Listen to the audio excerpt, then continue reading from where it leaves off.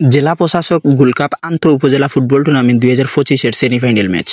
আজকের ভিডিওতে খেলার শুরু থেকে শেষ পর্যন্ত ভিডিওটির মধ্যে সকল আপডেট পেয়ে যাবেন।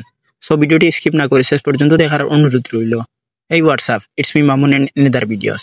সো আজকের ফুটবল খেলা দেখতে আমরা গেছিলাম সিলেট স্টেডিয়াম, এবং আজকের দর্শক আগের ম্যাচ থেকে অনেক বেশি। ইভেন আজকের সেমিফাইনাল ম্যাচে জৈন্তাপুর উপজেলা ভার্সেস উসমানীনগর উপজেলার ফুটবল ম্যাচ, এবং খুব হাড্ডাহাড্ডি ম্যাচ আসলো। দেন আজকের ম্যাচে সবচেয়ে বেশি দর্শক আসলো জৈন্তাপুর উপজেলার, যদিও উসমানীনগর উপজেলার দর্শক একবারে কম। খেলা দেখতে আমরা বাইর হয়েছি 12টার পরে, এবং 2টার পরেই পৌঁছে গেছি। সেমিফাইনাল ম্যাচ শুরু হয় 3টার দিকে, এবং 45-90 মিনিটের খেলা শুরু হওয়ার পর থেকে দুই দিক থেকে টান টান উত্তেজনা আসলো, আর মানুষের হইচইয়ের আওয়াজ।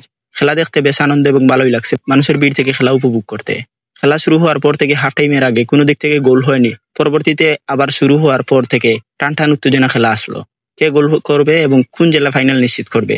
জৈন্তাপুরের আক্রমণে একটি গোল হয়ে যায়, এবং হরিফুলের নাজিম সিকদারের পাশে কুদ্দুস ভাইয়ের হেডে গোল হয়, এবং 1-0 গোলে জৈন্তাপুর জিতে যায়।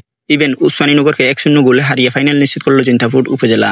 সিলেট জেলা প্রশাসক গোল্ড কাপ আন্তঃ উপজেলা ফুটবল টুর্নামেন্ট 2025-এর ফাইনাল নিশ্চিত করলো জৈন্তাপুর প্রথমবারের মতন। খেলা শেষ হওয়ার পরপর দর্শকের আনন্দ এবং জয়ের মিছিলে ভরে যায় স্টেডিয়াম। এই পর্যন্ত আজকের ভিডিও।